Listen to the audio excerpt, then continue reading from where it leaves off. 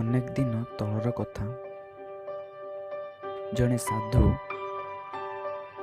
ବଣରେ ଏକାକୀ ବାସ କରୁଥିଲେ। ସାଧୁ ଜଣକ ପ୍ରତିଦିନ ସକାଳୁ ସ୍ନାନ କରିବା ପାଇଁ ଗଙ୍ଗା ନଦୀ କୂଳକୁ ଯାଆନ୍ତି ଏବଂ ସୂର୍ଯ୍ୟଙ୍କୁ ପ୍ରାର୍ଥନା କରନ୍ତି। ପ୍ରାର୍ଥନା ସାରି କୁଟୀରକୁ ଫେରି ସେ ଶିଷ୍ୟମାନଙ୍କୁ ଯୁଦ୍ଧ କଳା ଉପରେ ପ୍ରଶିକ୍ଷଣ ଦିଅନ୍ତି। ଶିଷ୍ୟମାନଙ୍କ ମଧ୍ୟରୁ ଜଣେ ଶବର ପୁତ୍ର ଗୁରୁଙ୍କର ସୁଶିଷ୍ୟ ଥିଲେ। ଶିକ୍ଷାଦାନ ପରେ ଗୁରୁ ଦକ୍ଷିଣା ସ୍ୱରୂପ ଏକ ପରୀକ୍ଷା କଲେ। ସେହି ଶବର ଶିଷ୍ୟକୁ ରାଜଦରବାରକୁ ପଠାଇଲେ ଏକ ଉପହାର ସହିତ। ରାଜା ରାଜଦରବାରରେ ଘୋଷଣା କଲେ କି ଯେ ମୋର ସୁକାର୍ଯ୍ୟ ପାଇଁ ମୋତେ ମୋର ପ୍ରଜାମାନେ କିଛି ଉପହାର ଦିଅନ୍ତୁ। ଠିକ୍ ସେହିପରି ହେଲା। ପ୍ରଜାମାନେ ଉପହାର ନେଇ ରାଜଦରବାରରେ ପହଞ୍ଚିଲେ। ସେହି ଶବର ପୁତ୍ର ମଧ୍ୟ ସାଧୁଙ୍କ ଦ୍ୱାରା ପଠାଯାଇଥିବା ଉପହାରକୁ ନେଇ ଆସି ରାଜଦରବାରରେ ପହଞ୍ଚିଲେ।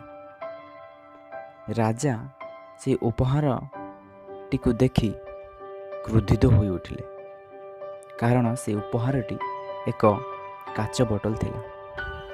ସଙ୍ଗେ ସଙ୍ଗେ ରାଜା ସେହି ଶବର ଶିଷ୍ୟକୁ କାରାଦଣ୍ଡରେ ଦଣ୍ଡିତ କଲେ। କିଛି ଦିନ ପରେ ରାଜାଙ୍କର ଦେହ ଅସୁସ୍ଥ ହୋଇ ଉଠିଲା। ସେ ଶଯ୍ୟାଶାୟୀ ହୋଇଗଲେ।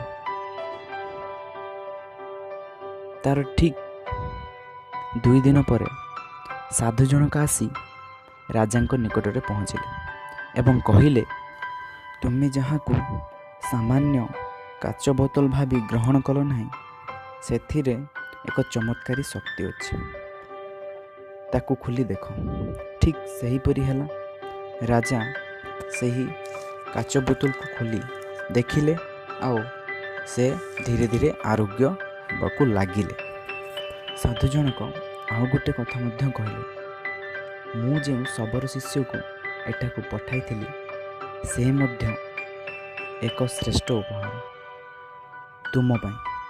ରାଜା ନିଜର ଭୁଲ ବୁଝିପାରିଲେ ଏବଂ ଶବର ପୁତ୍ରକୁ କାରାଗାରରୁ ମୁକ୍ତ କରିଦେଲେ।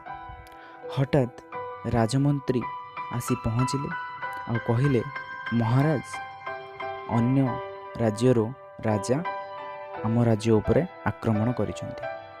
ରାଜା ତ ଅସୁସ୍ଥ ଅଛନ୍ତି, ତେବେ କ'ଣ କରିବେ? ସେ କିଛି ବୁଝିପାରିଲେ ନାହିଁ। ସାଧୁଙ୍କ ପରାମର୍ଶ ଲୋଡ଼ିଲେ।